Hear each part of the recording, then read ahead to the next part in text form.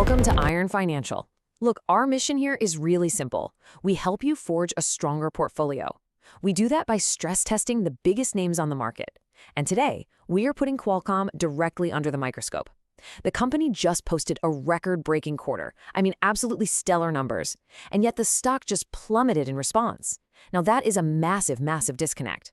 So our job today is to figure out if this is a solid investment, built on a rock-solid foundation, or if we're looking at a house of cards that's just about ready to tumble.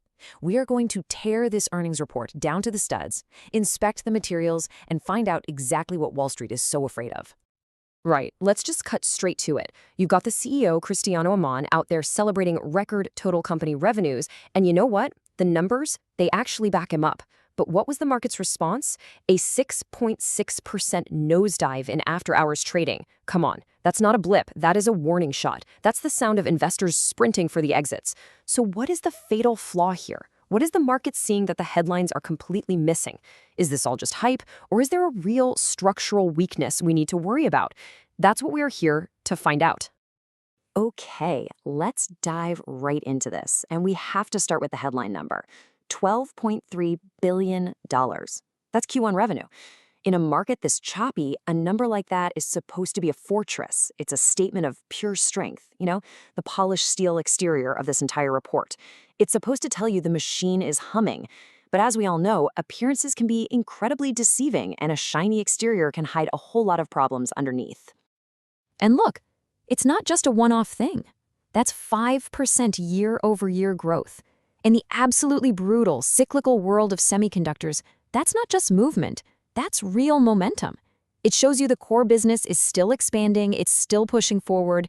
This is the kind of number that is supposed to build investor confidence. This is the bedrock of a stable investment. So I have to ask the same question again.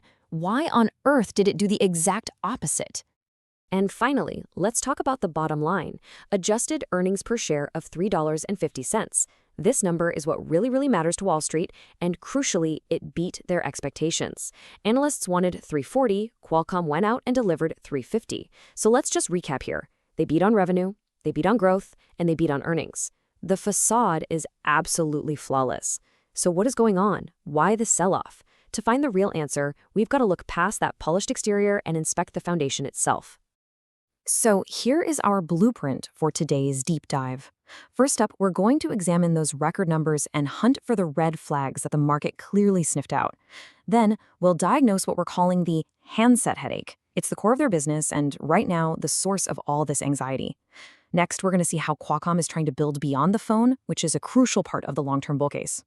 After that, we investigate the lawsuit that's lurking in the shadows, a potential wrecking ball for the entire company. And finally, we'll weigh all the evidence and forge our verdict. Let's get to it. All right, Section 1, let's start with the good news. Because, let's face it, you don't hit record numbers by accident. We're inspecting the polished facade of this Q1 report, every single nut and bolt, to understand the source of the strength before we start looking for all the weaknesses. We need to know what's working before we can figure out what might be broken. And what a facade it is. I mean, this wasn't just one division pulling all the weight. No, we are talking record revenues, record non-GAAP EPS, and a staggering $3.6 billion returned to stockholders in a single quarter. That is not a company that's worried about its cash flow. That is a company flexing its financial muscle for everyone to see. And this look at the business units, record handset revenues, record automotive revenues, this is the picture of a finely tuned machine just firing on all cylinders. This is a story they were trying to sell to Wall Street. And let's be crystal clear about this. This wasn't just some internal victory lap they were taking. They absolutely crushed the street's expectations. Revenue beat, EPS beat. I mean, on paper, this is a flawless victory. There is no ambiguity here. This is the kind of report that should have sent the stock soaring. But we all know that's not what happened. The market looked right through it, yawned, and just slammed the sell button. So the only question remains, what did they see that we're not seeing on this slide? Okay, to understand what's really going on under the hood, you have to understand the architecture of Qualcomm's business. 86% of their revenue comes from QCT, that's their chip division. That's the part of the company that designs and sells those Snapdragon chips that power pretty much all of the world's best smartphones. But look at that smaller slice, QTL, sitting there at 13%. That's their licensing division. Now, it might look small, but it is a ridiculously high-margin cash cow. Thanks to their foundational patents in wireless tech, almost every single phone maker on the planet pays them a royalty. This QTL segment is the financial bedrock of the entire company. It's what funds the R&D, the acquisitions, the buybacks. Remember this slice. It is the goose that lays the golden eggs. And as we are about to see, it is also under direct attack. Okay, so if Q1 was so strong, the problem has to be in the forecast. This is where we start to actually see the cracks in the foundation. The market is always looking ahead, and it saw something in Qualcomm's future that it absolutely hated. The company's core business is the handset market, and right now, that core is directly in the crosshairs. This is what we mean by the handset headache. In this quote, the single quote from the CEO's earnings call, it says everything. I just wish we had more memory. Now, he's not talking about his own products. No, he's talking about a critical component that his customers are desperate for. See, this isn't a demand problem where no one wants their chips. It's a supply chain nightmare that is completely 100% outside of his control. This one sentence is a stunning admission of a fundamental vulnerability in their foundation. He's literally telling you the entire assembly line is grinding to a halt because of one single missing part. And here it is. Here's the cold, hard data that sent the stock into a complete tailspin. Just look at the guidance for Q2. Wall Street was expecting over $11 billion in revenue. Qualcomm's high-end estimate barely even touches that number. Folks, that's not a miss, that is a chasm. And the EPS? It's even worse. The street wanted $2.89.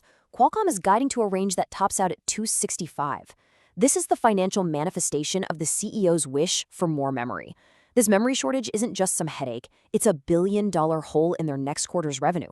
This is the crack in the foundation that the market saw, and it sent a shockwave straight through the stock. So let's trace this fault line all the way through.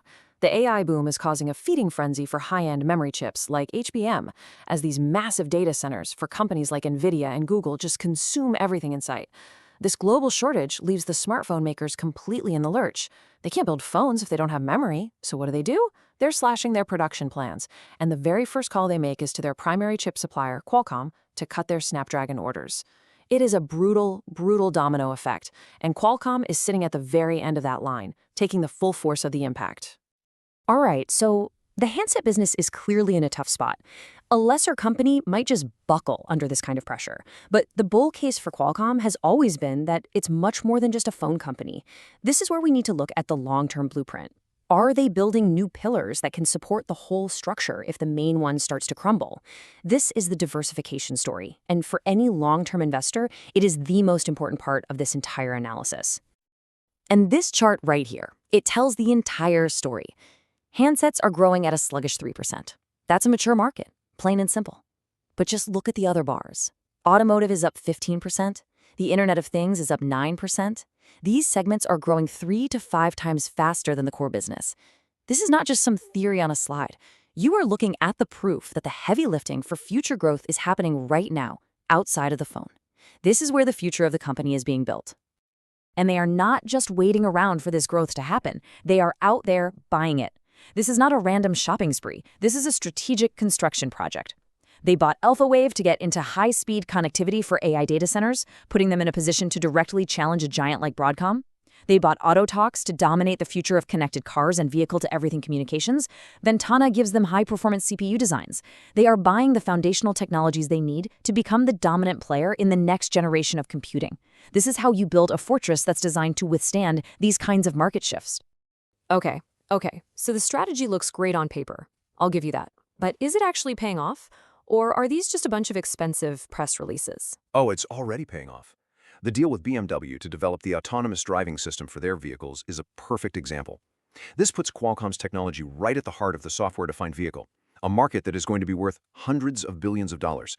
They are taking their deep expertise from the mobile world and deploying it directly into the automotive and AI arenas. This is the blueprint for a company that's built to last, not one that's just riding a single wave. But even the strongest fortress can be brought down by an external threat. We've inspected the internal structure, and while, yeah, there are some near-term cracks, you're right. The long-term blueprint, it does look solid. But there's a wrecking ball parked right outside, and its name is ARM Holdings. And let me be clear, this is not just another patent dispute. Make no mistake, this is an existential threat to Qualcomm's entire business model. All right, let's just boil this all down to the core of the disagreement. Qualcomm went out and bought this brilliant chip design startup called Nuvia. The whole point was to supercharge their CPU development and really compete with Apple. Now, Nuvia had its own architectural license from ARM, the company whose technology is in virtually every smartphone on the planet. Qualcomm says that when they bought Nuvia, they also bought the rights to that license. But ARM is saying, whoa, not so fast. They argue that the license can't just be transferred and that Qualcomm needs a new, separate, and you can bet a much more expensive one. It is a fundamental disagreement over who owns the intellectual property here. And this thing has been a slow-motion car crash for years now. It started with a lawsuit way back in 2022. Then, in late 2024, ARM dropped an absolute bombshell, threatening to cancel Qualcomm's licenses altogether. I mean, can you imagine that? The company that designs the architecture telling its biggest customer they can no longer use it. There was a partial jury verdict that went mostly in Qualcomm's favor, but a mistrial was declared on one key issue. That means the central point of this whole dispute is still completely unresolved. And the full trial, the final showdown, is scheduled for this October. This is a high-stakes game of chicken, and somebody is going to have to swerve. And this brings us right back to that high-margin QTL division, the company's cash cow. This quote is from Qualcomm's own risk filing. They are telling investors in black and white exactly what is at stake here. Any reduction in licensing revenues could have a disproportionate impact on cash resources.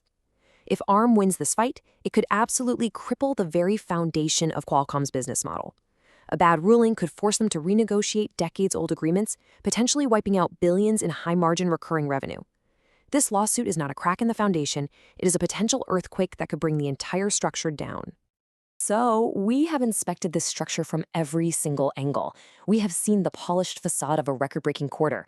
We've found the near-term cracks from the supply chain headache. We've reviewed the long-term blueprint for diversification. And we've identified the external wrecking ball of the ARM lawsuit. Now, it is time to put it all together. Is Qualcomm an opportunity, or is it a trap? It's time to forge the verdict. Let's lay out the bull case. The argument here is that the foundation is fundamentally solid, and the market is just overreacting. You simply cannot ignore the record-breaking Q1 performance. It shows true operational excellence. The growth engines in automotive and IoT are firing on all cylinders, and that proves the diversification strategy isn't just talk, it's actually working. Their aggressive acquisitions show they are building the pillars for the next decade of growth, not just the next quarter. And through it all, they continue to return massive amounts of capital to shareholders, which signals supreme confidence from management. The bulls, they see the current stock drop as a short-term overreaction to a temporary supply issue, and they see it as a buying opportunity and a long-term structural winner. But the bear case argues that these cracks run really deep, that weak Q2 guidance isn't just a blip, it exposes a dangerous over-reliance on the incredibly volatile handset market. Yeah, diversification is great, but today, right now, this company still lives and dies by the phone. And looming over everything is that existential legal threat from ARM. A negative outcome there could absolutely cripple their high-margin licensing business, the financial engine of the whole company. Then you add to that the intense competition from rivals like MediaTek and key customers like Apple bringing their chip design in-house, and what you have is a structure that is under pressure from every single direction. So that's the final question we're left with. Is this stock price an opportunity forged in temporary weakness, a chance to buy a market leader at a serious discount? Or are we looking at a structure that is genuinely about to break under the combined weight of supply chain chaos, intense competition, and a legal battle for the ages? We've laid out all the facts, now it's up to you to forge your own verdict. Thanks for joining us at Iron Financial.